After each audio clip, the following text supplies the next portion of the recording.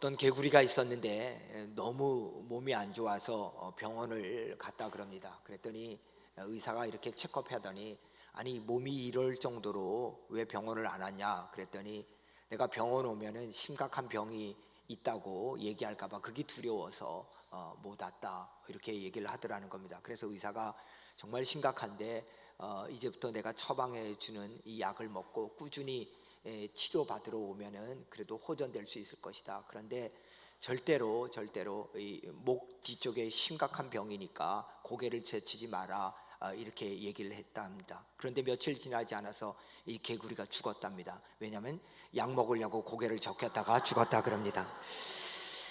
여러분, 우리의 인생 가운데서 그냥 이런 뭐 우화 같은 얘기지만 우리 가운데 두렵지 않은 인생이 어디 있겠습니까? 우리의 삶 가운데서 여러 두려움의 요소가 있는데 그 중에 제일 심한 두려움은 죽음에 대한 두려움이겠죠. 죽음은 어떻게 될까?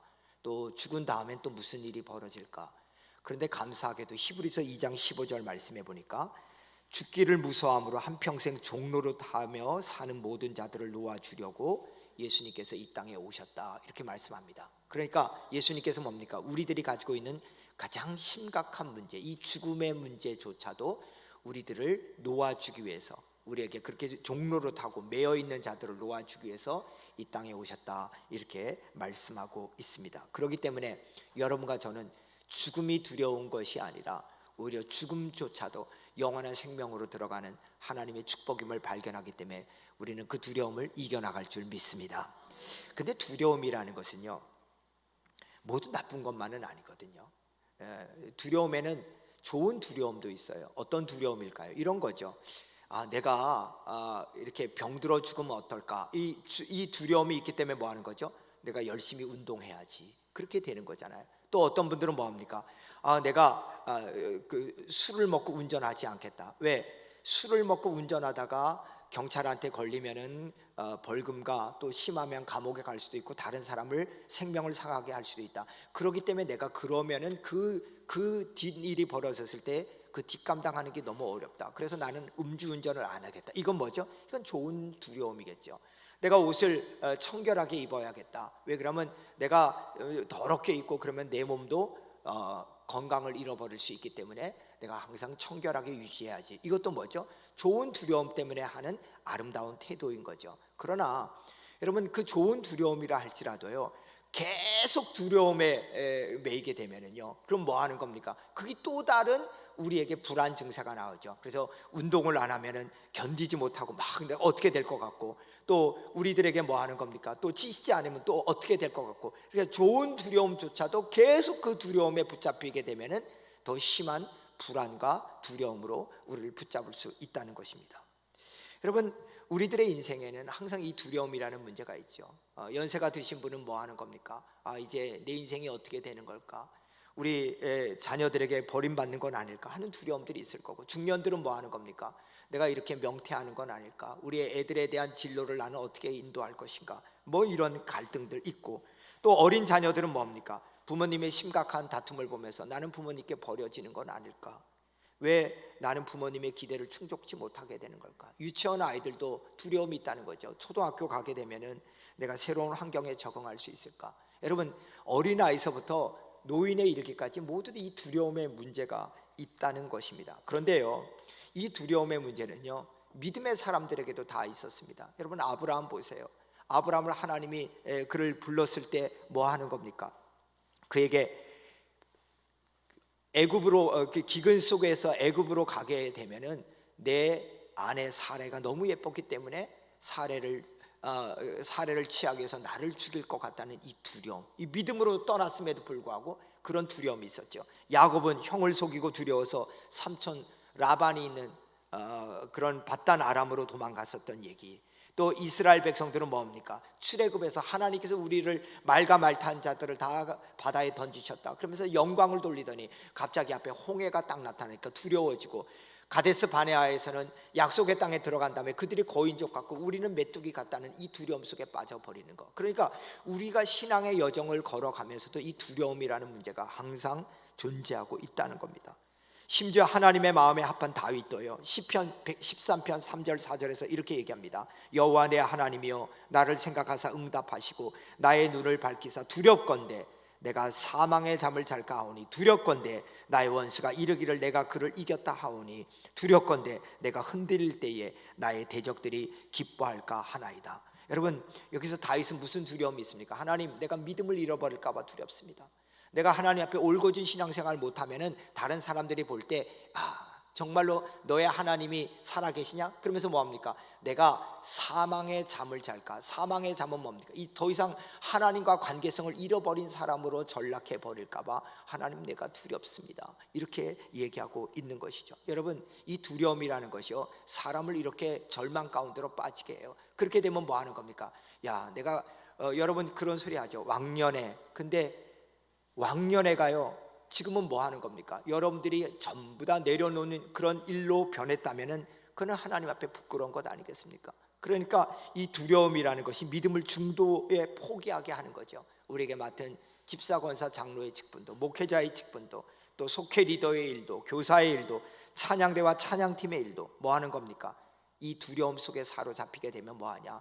내가 사망의 잠을 자게 되고, 그래서 뭐 하는 겁니까? 그렇게 흔들리는 믿음을 갖게 되면은 사람들이 뭐 하는 거죠? 하나님에 대한 흔들림이 되니까 사람들이 다 손가락질하는 거죠. 뭘 그렇게 신앙생활 잘하는 체 하더니 꼴 좋다, 그 모양이구나. 이렇게 돼서 하나님 앞에서 부끄러움을 당할까 봐 내가 이게 두렵습니다. 이게 다윗의 기도였다는 거죠. 여러분, 그렇다면은 어떻게 할 때 이 두려움의 문제, 이걸 이길 수 있습니까? 두려움이 없을 수는 없다는 거죠. 두려움이 온다는 거죠. 근데 그걸 어떻게 이길 수 있는가? 여러분들에게 두 가지를 제시하고 싶습니다. 첫 번째는 사람에 대한 두려움을 없애야 됩니다. 오늘 8절에서 10절 보세요. 요셉을 알지 못하는 새 왕이 일어나 애굽을 다스리더니 그가 그 백성에게 이르되 이 백성의 자손이 우리보다 더 많고 강하다. 자, 우리가 그들에 대하여 지혜롭게 하자. 두렵건대 이렇게 얘기해요. 지금 누가요? 바로라는 사람이, 왕이라는 사람이, 여러분 바로는 뭐예요? 절대 권력자잖아요. 누구에게도 두려움이 없는, 오히려 두려움을 주는 대상이잖아요. 근데 이 두려움을 주는 대상이 뭐래요? 두렵건대 그들이 이스라엘의 노예들이 더 많아지면은 대적들이 우리를 침공할 때 그들과 합작하여서 우리를 무찌르고 이 땅에서 나갈까? 그래서 두렵다는 겁니다. 여러분, 이걸 보면서 참, 아니 바로가 왜 두려워해야 되지? 근데 바로가 절대 권력자고 누구도 두려워하는 바로가 지금 두려움 속에 빠져 있어요. 무엇 때문에? 사람 때문에. 이스라엘 백성들이 뭐 하는 겁니까? 잘 알다시피 요셉 때 그들에게 고센 땅을 줬잖아요. 고센 땅은 나일강 동쪽에 있습니다. 동쪽에 있으니까 메소포타미아 동쪽에 있는 사람들이 이집트를 침공해 오면은 이 동쪽에 있는 이스라엘 백성들과 결합을 해가지고 이집트를 공격하면은 우리가 전쟁에서 질 수도 있다, 이 두려움이 있다. 근데 자꾸 히브리 사람들, 이스라엘 사람들이 자꾸 인구가 증가하는구나. 두렵다 이렇게 지금 얘기하고 있는 거예요. 그래서 이 두려움 속에서 뭐 합니까? 지혜롭게 하자, 지혜를 내자는 거예요. 이게 인간의 지혜예요. 두려움 속에서 인간의 지혜를 내는데 그 지혜가 뭐냐? 이스라엘 백성들을 학대하는 거예요. 11절 14절에 보니까 감독들을 그들 위해 세우고 그들에게 무거운 짐을 지어 괴롭게 하자. 그들에게 바로를 위하여 국고성 비동과 라암셋을 건축하게 하리니 그러나 학대를 받을수록 더욱 번성하여 퍼져나가니 애굽 사람이 이스라엘 자손으로 말미암아 근심하여 이스라엘 자손에게 일을 엄하게 시켜 어려운 노동으로 그들을 생활을 괴롭게 하니 곧 흙 이기기와 벽돌 굽기와 농사의 여러 가지 일이라 그 시키는 일이 모두 엄하였더라. 다시 말해서 뭐 하는 겁니까? 지금 두려움에 빠진 바로는 뭐 하는 겁니까? 그 두려움을 이기는 지혜로서 이스라엘 백성들에게 더 심한 고역을 시키자. 그래서 그 일이 모두 엄하다는 겁니까? 너무 무겁다는 거예요. 감당할 수가 없다는 겁니다. 쥐어짜 않은 거죠. 근데요, 하나님께서 뭐 하는 겁니까? 점점 이스라엘 백성들을 더 번성하게 해요. 그러니까 바로는 뭐 하는 겁니까? 왕임에도 불구하고 고대 근동의 최고의 권력자임에도 불구하고 이 두려움이 더 엄습해요. 그러니까 또 다른 방법을 써요. 그 두려움을 이기려고 뭔 짓을 하냐? 15절 16절에 보니까 애굽 왕이 히브리 산파 십부라라 하는 사람과 부하라 하는 사람에게 말하되 이르되 너희는 히브리 여인을 위하여 해산을 도울 때 그 자리를 살펴서 아들이거든 그를 죽이고 딸이거든 살려두라. 여러분, 이게 무슨 명령이에요? 살인 명령이에요. 유아 학살 명령이에요. 아들은 죽여라, 딸만 살려라, 이렇게 얘기해요. 이 심각한 문제. 여러분, 이 두려움이 뭐 하는 겁니까? 사람에 대한 두려움을 사람에 대해서 죽이는 것으로 극복하려고 그래요. 그런데 하나님께서 이 십부라와 부하에게 하나님을 경외하는 마음을 주셔가지고 그 위기를 이겨나가게 해요. 그러니까 두 번째도 이 두려움의 문제를 극복하려는 걸 극복하지 못해요. 그러니까 세 번째, 두려움을 이기려고 무슨 방법을 쓰냐? 22절 보세요. 바로가 그 모든 백성에게 명령하여 이르되 아들이 태어나거든 너희는 그를 나일강에 던지고 딸이거든 살려두라 하니. 무슨 얘기예요? 십부라 부하가 히브리 산파들은 너무너무 건강해가지고 우리가 도착하기 전에 아이를 낳습니다. 그래서 우리가 죽일 수 없었습니다. 그러니까 뭡니까? 이제는 태어난 아들을 나일강에 던져서 죽여버려라, 이렇게까지 얘기해요. 점점 더 흉악해져요. 고역을 시키는 일에서 급기야는 아이들 학살해서 더 나가서 뭐합니까? 태어난 아이들을 강에 던져 죽이는 것으로. 여러분, 두려움이라는 것이 이렇게 무서워요. 이 두려움이라는 게 엄습하니까요, 그 두려움에 대한 대상을 없애버리려고요 너무너무 잔악한 짓을 해요. 이것이 뭐예요? 하나님을 모르는 사람들이 가지고 있는 두려움을 극복하는 방법이에요. 여러분, 하나님을 모르는 사람이 가지고 있는 최고의 두려움의 대상은 뭐죠? 그건 사람이에요. 저 사람이 나를 어떻게 볼까? 저 사람이 나를 어떻게 평가할까? 전부 다 그렇게 살아요. 근데 죄송하게도요, 믿는 우리들도요 이런 모습이 너무 많아요. 예수를 믿으면서도 뭐라 그래요? 내가 이렇게 신앙생활하면 다른 사람이 나를 어떻게 볼까? 내가 이렇게 하면은, 내가 이런 옷을 입고 다니면 사람들이 어떻게 볼까? 내가 이런 집에 살면 사람들은 어떻게 볼까? 내 자녀들이 이렇게 되면 사람들은 어떻게 볼까? 하나님을 믿는데 두려움의 대상이 하나님이 아니라 사람이 돼요. 여러분, 사람이 되기 시작하면 그 다음부터는 뭐예요? 항상 하나님보다 사람이 더 신경 써요. 내가 직장을 다니는데 나에게 월급 주는 사람이 사장이다, 이렇게 딱 생각되면은 맞는 말이죠. 여러분, 제가 말씀드리면 사람을 의식하지 말라 이렇게 얘기하면은 사람을 완전히 무시하라 이런 뜻이 아닌 거 알잖아요.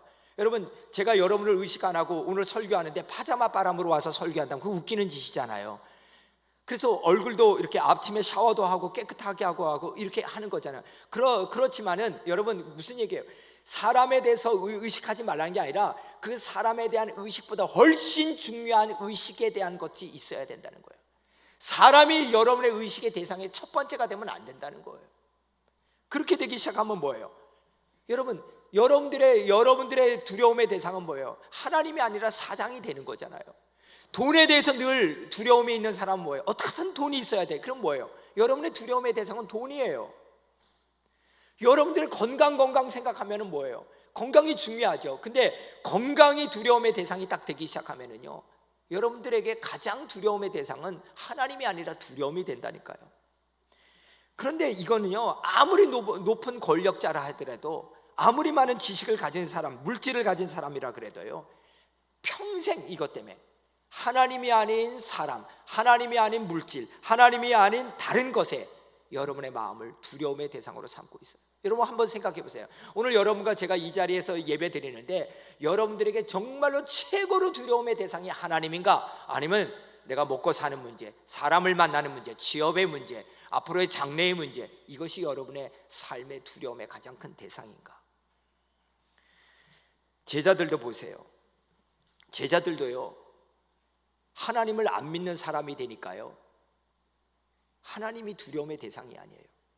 요한복음 20장 19절에 보니까 이날 곧 안식 후 첫날 저녁 때에 제자들이 유대인들을 두려워하여 모인 곳에 문들을 닫았더니, 여러분, 유대인들이 두려움의 대상이에요. 그러니까 제자들은 뭐예요? 문을 꽉 닫아버려요. 예수님 뭐라 그래요? 야, 내가 십자가에 달려 죽은 다음에 부활할 것이다. 그리고 하나님께서 그런 사망 권세로부터 이기게 할 것이다. 그러면 여기에 대해서 아멘, 우리 주님께서 이제 곧 부활하실 거야, 우리는 믿음으로 담대하게 주님의 말씀을 증거해야 돼, 이러지 않아요. 주님이 돌아가신 다음부터 우린 끝장났다, 이제 우리도 죽을 수 있다. 그래서 유대인들이 두려우니까 문을 닫아 잔 거예요. 이런 제자들이 사도행전 4장 19절에서 20절에 보면요 180도 달라져요. 어떻게 달라집니까? 하나님 앞에서 너희 말 듣는 것이 하나님 말씀을 듣는 것보다 옳은가 판단하라. 우리는 보고 들은 것을 말하지 아니할 수 없다. 여러분, 좀 전에는 유대인들 앞에서 유대인들이 두려워서 문을 닫았는데 지금은 유대인들 앞에서 뭐라 그래요? 야, 니네 말 듣는 것보다 하나님 말씀 듣는 것이 옳은지 판단하라. 나는 하나님 말씀을 보고 들은 대로 전할 것이다. 이렇게 담대하게 나가요. 도대체 어떤 일이 벌어졌길래 이렇게 차이가 나요? 차이는 딱 한 가지예요. 믿음의 관점이에요. 지금까지는 뭐예요? 사람이 두려움이었어요. 근데 지금은 누가 두려움의 대상이에요? 하나님이 두려움의 대상이에요. 그러니까 남들이 뭐라고 얘기하든 내가 하나님 앞에서 내 삶의 모습이 어떨까? 이 관점이 이 두려움을 이기게 하는 것이라는 것을 알 수 있습니다. 그렇다면은 여러분, 제가 여러분에게 질문합니다. 여러분의 인생이 하나님께 달려 있습니까? 사람께 달려 있습니까? 누구에게 달려 있습니까? 그러시다면 여러분, 정말 하나님이 여러분의 두려움의 대상입니까? 정말로 하나님을 의식하냐는 거예요. 믿음의 사람들에게 제일 우선순위의 의식의 대상은 하나님인데 정말 하나님이 나의 의식의 대상인가? 나의 두려움의 대상인가? 시편 37편 4절 6절에서 또 여호와를 기뻐하라. 그가 내 마음의 소원을 내게 이루어 주시고 내 길을 여호와께 맡기라. 그를 의지하면 그가 이루시고 내 의를 빛같이 나타내고 내 공의를 정오의 빛같이 하시리라. 여러분, 여호와를 기뻐하는 것은 다른 말로 뭐라 하죠? 여호와를 의식해라. 내가 이렇게 하는 게 하나님 기뻐하는 건가? 내가 이렇게 하는 것이 하나님이 기뻐하지 않는 건가? 어떨 때는 우리 신앙생활 할 때도 이렇게 하잖아요. 목사가 볼 때는 어떨까? 장로님들이 볼 때는 어떨까? 사람 의식하죠. 나쁜 것 아니죠. 그런데 하나님 보시기에 사람 보기에 어떨까? 이 두 가지의 관점을 가지고 하면 좋은데 그게 아니라 뭐 하는 겁니까? 내가 이렇게 하면 우리 교인들이 어떻게 얘기할까? 여기에만 관심이 있어요. 아나니와 삽비라가 그랬잖아요. 하나님의 관심이 아니에요. 바나바가 제사를 바쳐서 칭찬받는 걸 보면서 나도 그러고 싶다는 공명심, 나도 이런 칭찬받고 싶다는 공명, 신앙생활 하는데 하나님을 속이는 거예요. 그러니까 하나님은 두렵지 않은 거예요. 사람이 두려운 거예요. 그러니까 사람의 칭찬을 받고 싶어 하는 거예요. 그러니까 하나님 뭐래요? 너 왜 성령 속이냐? 이 말은 무슨 말이에요? 너 왜 하나님 의식하지 않고 사람 의식하면 그렇게 하냐? 이렇게 하는 거예요. 여러분, 그렇게 되기 시작하면 그 다음부터 뭐예요? 우리는 신앙생활을 하는데 하나님과는 거리가 먼 사람이 되는 거예요. 저는 여러분을 하나님 의식하고 그분을 기뻐하게 하는 삶에 집중하는 저와 여러분들의 신앙생활이 되기를 주님의 이름으로 축원드립니다. 두 번째로 하나님에 대한 두려움을 가져야 이 두려움이 극복됩니다. 오늘 본문에는 바로와 정반대되는 두 산파 십부라와 부하가 있는데요. 오늘 15절 17절 보세요.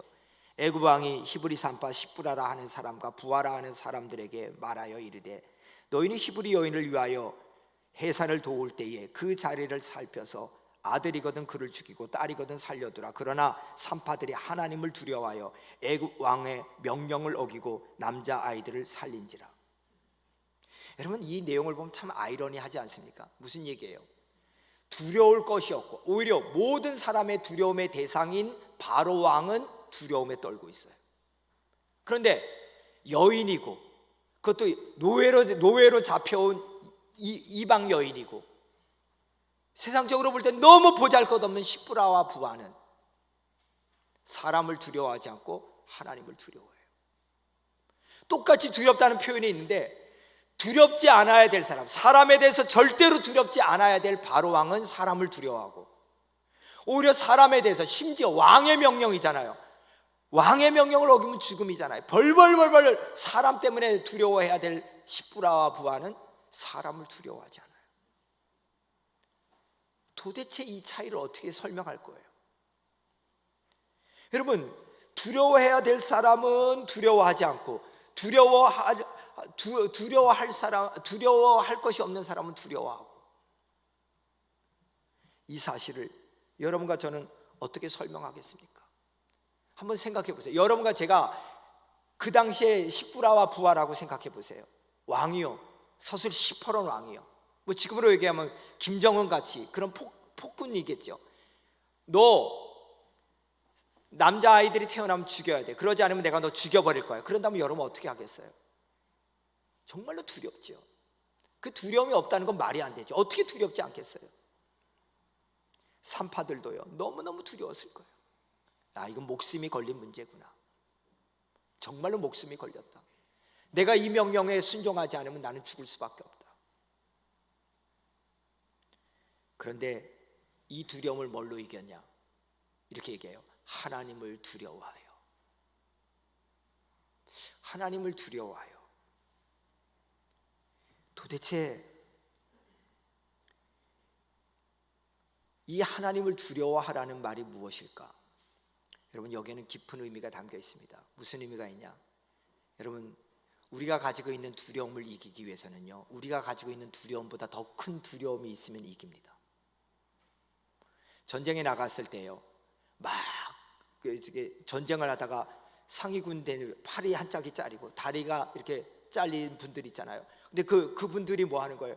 전쟁 중에서도 뭐 하는 겁니까? 계속 전투를 수행하면서, 그리고 거기서 또 막 탈출하려고 온 몸을 씁니다. 왜 그러죠? 팔이 잘리고 다리가 잘린 두려움보다 더 큰 두려움은 목숨을 잃는다는 두려움이 더 크기 때문에 그래요. 그러니까 더 큰 두려움이 있으니까 지금 그 정도 부상은 아랑곳하지 않고 가요. 근데 만약에 우리가 사는 속에서 팔이 부러지거나 아니면 절단기에 잘렸다 그러면 그때는 뭐예요? 너무너무 두렵잖아요. 근데 지금은 그 두려움보다 더 큰 두려움이 있으니까, 여러분 생각해 보세요. 여러분들이 지금 1억짜리의 두려움이 생겼는데, 지금 여러분들에게 10만 원짜리에 잃어버릴 두려움이 있으면 이 10만 원짜리 신경 쓰겠습니까? 1억짜리가 더 큰데? 다시 말해서 십부라부와는요, 이런 믿음이 있었어요. 뭐냐? 내가 사람 앞에 두려움을 가지고 이거에서 생명을 유지할 수는 있을지 모르지만은, 내가 유아들, 남자아이들을 죽임을 통해 가지고 하나님 앞에 섰을 때면 내가 도대체 어떻게 쓰란 말인가? 지금 당장의 생명을 구할 수 있을지 모르지만 나는 영원한 생명을 얻을 수 없는데, 나는 영원한 심판 가운데 있게 되는데, 여러분, 작은 두려움은 더 큰 두려움으로 이기는 거예요.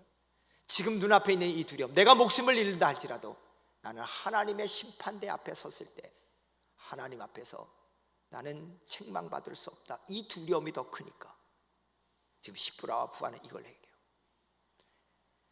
그래서 바로는 지혜를 가지고 두려움의 문제를 가지고 고역을 시키고 사람을 죽이려 했는데, 십부라와 부하는 지혜를 가지고 하나님을 경외해요. 그래서 지혜라는 이 분별력은 잠언 9장 10절에 보니까 이렇게 나와 있습니다. 크게 읽읍시다. 시작. 여호와를 경외하는 것이 지혜의 근본이요 거룩한 자를 아는 것이 명철이라. 여러분, 여기서 경외라는 것을 뭐라 그럽니까? 하나님에 대한 두려움, the fear of the Lord. 하나님에 대한 두려움. 내가 하나님을 두려워하고, 하나님 살아계셔, 하나님 내 삶에 역사하셔, 이거에 대한 두려움이 우리의 분별력의 가장 기본이라는 거예요.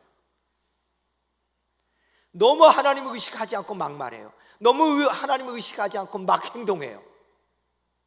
도대체 이거 어떻게 해결할 겁니까? 지금 십부라와 부하는 사람에 대한 두려움이 너무 큰 상황 아니에요? 그것도 절대 권력자인 바로잖아요. 바로의 말이 법이잖아요. 죽여, 그럼 죽이는 거잖아요. 근데 죽으면 죽으리라. 근데 난 바로보다 하나님이 더 두려워. 마태복음 10장 28절에 예수님 그래서 이렇게 말씀했어요. 몸은 죽여도 영혼은 능히 죽이지 못하는 자들을 두려워하지 말고 몸과 영혼을 능히 지옥에 멸하시는 자를 두려워하라. 여러분, 지금 예수님 뭐라고 말씀하는 거예요? 하나님 두려워하라는 거예요. 정말로 두려워해야 될 게 뭐냐? 오늘 우리가 우리 자신도 그렇죠. 우리 자녀들에게도 그걸 가르쳐야 돼. 야, 너 그것이 하나님 앞에 어떠냐? 저는 제 삶에 있어서 저를 제일 괴롭게 한 게 그거예요. 제가 저희 안디옥 교회와 부흥회할 때도 얘기했는데, 제가 신학교 간 것은 뭐냐? 저희 아버지가 이 잠언 말씀을 가졌어요. 성호야, 여호와를 경외하는 것이 지식의 근본이야. 그건 잠언 1장 가지고 얘기했죠. 그 다음에 여기 지혜의 근본, 이 구절을 가지고 저한테 들으시더라고요. 너 하나님 앞에 어떻게 살래? 그러고 싶죠. 한번 거짓말하고 싶죠. 한번 내 쾌락대로 살고 싶죠. 근데 뭐죠? 하나님이 보신다. 하나님이 시퍼렇게 살아계시다. 이것이 내 마음속에 내면화되어 있다면 여러분 정말 그렇게 행동하시겠어요? 그렇게 말하시겠어요? 정말로 하나님이 살아계시고 하나님을 두려워한다고 생각한다면 우리들의 삶의 태도가 어떨까? 예수님 그래서 얘기한 거예요. 야, 몸은 죽이고 영혼은 능히 죽이지 못하는 자들 두려워하지 말고 네 영혼과 네 몸 전부 다 지옥에 던질 수 있는 그 하나님을 두려워해라. 두려움의 대상을 제대로 가져라. 주님께서 하신 말씀이에요. 시편 25편 12절에 보니까 여호와를 경외하는 자 누구냐? 그가 택한 길을 저에게 가르치리라. 와, 이게 지혜잖아요. 분별력이잖아요. 여호와를 경외하는 자에게는 하나님께서 어떤 길을 택할지 지혜를 주시겠다는 거예요. 여러분, 십부라와 부하는요, 하나님 앞에 하나님을 두려워하니까 그 택할 길을 가르쳐 줬어요. 뭐냐? 죽일 수 없다. 나는 살인할 수 없다. 내가 대신 죽겠다. 그 태도로 나갔어요. 인간은요, 자신이 두려워하는 걸 섬겨요.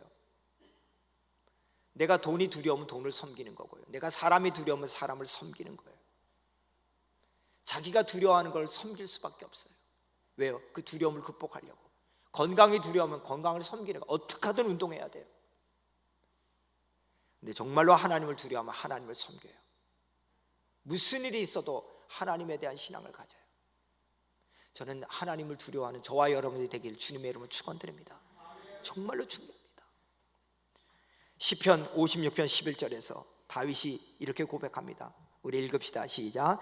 내가 하나님을 의지하였은즉 두려워하지 아니하리니 사람이 내게 어찌하려. 여러분, 왜 다윗을 하나님이 기뻐할까? 말하는 거 좀 보세요. 내가 사람이 두려움의 대상으로 삼지 않겠대요. 하나님을 두려움의 대상으로 삼겠대요. 그러니까 뭐라고요? 사람이 나에게 어떻게 할까? 하나님을 두려움의 대상으로 섬기지 않는 사람이 제일 두려움은 사람이라 그랬죠? 근데 다윗은요, 하나님을 제일 두려움으로 삼아요. 찰스 스윈돌 목사님이 이런 얘기했어요. 하나님에 대한 건강한 두려움은 우리가 죄를 짓지 않도록 도와준다. 여러분, 뭐 사람 눈에 안 피하고 여러분과 제가 얼마든지 죄질 수 있잖아요. 몰래 음란한 짓도 할 수 있고, 몰래 속일 수도 있고, 몰래 내 쾌락을 위해서 할 수도 있고. 근데 하나님에 대한 두려움, 하나님이 보시지. 그러면 우린 죄 짓지 않는다는 거예요. 내가 그럴 수 없지. 여러분, 이게 우리에게 너무 중요한 습관이에요. 하나님. 여러분, 정말 하나님을 경외하는데 내가 어떻게 인종차별하고, 내가 하나님을 두려워하는데 어떻게 우리나라에 250만의 외국인들이 왔는데 백인들에 대해서는 좋게 대하고 또 흑인과 동남아시아 쪽 사람들은 우습게 생각하고, 어떻게 우리가 그럴 수 있어요? 우리가 하나님을 경외하는 사람인데 나보다 가난하고 못 배운 사람을 무시한다. 어떻게 그럴 수 있어요? 그럴 수 없잖아요.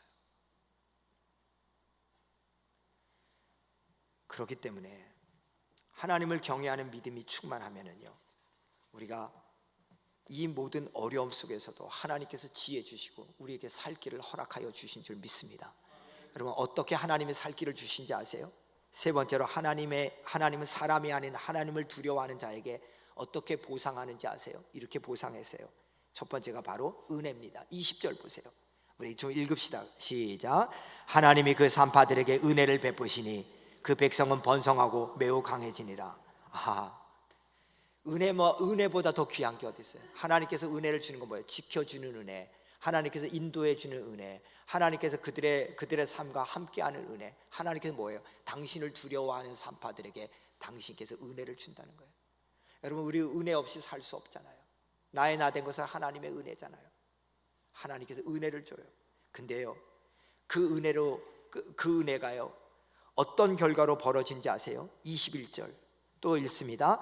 그 산파들은 하나님을 경외하였으므로 하나님이 그들의 집안을 흥왕하게 하신지라. 와, 하나님께서 십부라와 부하에게 은혜를 베푸시는데 그 집안을 뭐예요? 왕이 그를 흥왕하게 하는 게 아니라 하나님이 그를 흥왕하게 해요.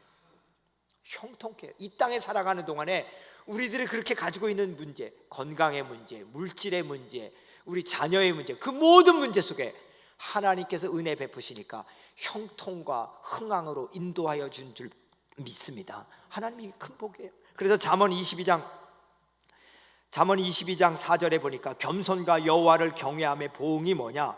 재물과 영광과 생명이니라. 여러분, 우리는 사람을 두려워하여서 하나님 아니라, 그래서 물질 생명 건강 그랬는데 하나님 모르게 너 이거 받는 비결이 있어. 나를 경외해봐. 그럼 이게 더해지는 거야. 여러분, 이 하나님께서 분명한 이 길을 주셨는데 우리 자꾸 뭐를 의식하고 사냐는 거예요. 아브라함이요, 믿음의 조상이라는 거 뭐예요? 우리에게 본을 보이는 거잖아요. 아브라함이 이삭을 바치라는 것에 순종해서 그를 모리아산에서 바쳤을 때 하나님께서 칼을 들면서 이삭을 향해서 내리치는 아브라함에게 아브라함아 멈춰라. 그러면서 창세기 22장 12절에서 이렇게 얘기합니다. 내가 내 아들 내 독자까지 내게 아끼지 아니하였으니 내가 이제야 내가 하나님을 경외하는 줄 아노라. 너 나를 정말 두려워하는구나. 바로의 명령을 어겼던 시브라와 부하처럼 여기는 뭐예요? 하나님의 명령을 어기지 않고 순종했던, 반대죠? 경외했던 아브라함, 너 나 경외하는 줄 안다. 그러면서 16절 18절에서 이렇게 복을 주십니다. 내가 나를 가리켜 맹세한다. 내가 이같이 내 아들 내 독자라도 아끼지 아니하신즉 내가 내게 큰 복을 주어 내 씨가 크게 번성하며 하늘의 별과 같고 바닷가의 모래 같으리라. 내 씨가 그 대적의 성문을 차지하리라. 내 씨로 말미암아 천하 만민이 복을 받으리니 이는 내가 나의 말을 준행하였음이니라. 여러분, 놀랍지 않아요? 하나님, 아브라함의 하나님을 경외했더니 하나님께서 뭐라 그래요? 네가 사는 동안에 너 자손과 너의 모든 사람들에게 복을 주고 또 너희들이 뭐야? 복의 근원이 되어서 다른 사람에게 복을 나눠주는, 천하 만민에게 복을 나눠주는 그런 복된 집안이 될 것이다. 여러분, 이 복이 여러분과 여러분의 가정의 복이 되기를 주님의 이름으로 축원드립니다. 하나님은 아브라함을 경외하였기 때문에 그 후손까지 복을 받았어요. 그리고 천하 만민까지 복을 받아요. 그래서 시편 기자는 시편 103편 17절에서 여호와의 인자하심은 자기를 경외하는 자에게 지금 영원부터 영원까지 이르며 그의 의는 자손의 자손에까지 이르로다. 와, 하나님은 당신을 경외하는 자에게 영원부터 영원까지, 자손에서 자손에 이르기까지. 그렇기 때문에 여러분뿐 아니라 여러분의 아들, 딸, 손자, 손녀들에게 너희들 하나님 꼭 두려워해야 돼. 하나님들 의식하고 살아야 돼. 이걸 꼭 가르치시기를 주님의 이름으로 축원드립니다. 제가 미국서 목회할 때 우리 그 피아노 반주하던 장권사님이라는 분이 계셨는데 이분은 그냥 어려서 미국으로 유학을 왔어요. 그래서 줄리어드에서 공부를 하고 아주 뭐 탁월한 재원이죠. 미국 학교에서도 가르치고 하는데 이분이 그러는 거예요. 어머님이 영락교회 권사님이었는데 매일, 그때는 뭐 어떻게 그 카톡 이런 게 없잖아요. 매일 편지를 쓴다는 거예요. 근데 그 편지의 마지막은 뭐냐? 하나님께서 너의 머리카락까지 세보고 계신다. 항상 그렇게 쓰셨다는 거예요. 늘 하나님 의식하고 살아야 된다. 그러니까 이 권사님이요, 정말로 매 순간순간 어머니의 그 말이 진리도록 편지로 왔다는 거예요. 하나님이 너 보고 계셔. 너 하나님이 보고 계셔. 신명기 10장 12절 13절에 보니까 이스라엘아, 내 하나님 여호와께서 너를 요구하는 것이 무엇이냐? 내 하나님 여호와를 경외하고 그의 모든 도를 행하고 그를 사랑하며 마음을 다하고 뜻을 다하여 내 하나님 여호와를 섬기고 내가 오늘 내 행복을 위하여 내게 명하는 여호와의 명령과 규례를 지킬 것이 아니냐. 여러분, 왜 하나님이 여러분에게 경외하기를 요구하죠? 왜 경외를 요구해요? 여러분의 행복을 위해서. 하나님, 내가 너희들에게 복 주고 싶어. 그러기 위해서 뭐냐? 나를 좀 의식하고 살아. 나를 의식하고. 말씀을 마치겠는데요, 한번 따라해 봅시다. 나는 하나님을 의식하고 살겠습니다. 여러분, 그러셔야 돼요. 하나님 의식, 이게 뭐예요? 이게 습관이 돼야 돼요. 어떨 때는 있잖아요, 이때는 하나님이 좀 안 봐주셨으면 좋겠고 이때는 좀 도와주셨으면 좋겠고. 여러분 마음대로 그러잖아요. 내 위기 있을 때는 하나님 오세요. 그러다가 내가 즐길 때는 하나님 좀 잠깐 가 계세요. 그러지 마시고 언제 어디서나 하나님 나를 보고 계시다.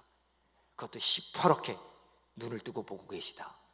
좀 주무셨으면 좋겠는데 그걸 꼭 기억하면서 여러분들 꼭 기억하세요.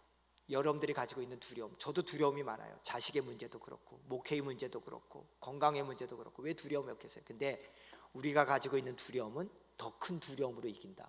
하나님 뭐라고 했어요? 나를 경외해봐라. 그럼 뭐죠? 내 도로대로 행해봐라. 그럼 너에게 행복 줄게. 이게 하나님 우리에게 복 주고 싶은 거예요. 그래서 여러분들이 지금 가지고 있는 여러 두려움의 문제, 하나님 경외함으로 모두 이겨나가시고 형통케 되는 복을 누리기를 주님의 이름으로 축원드립니다.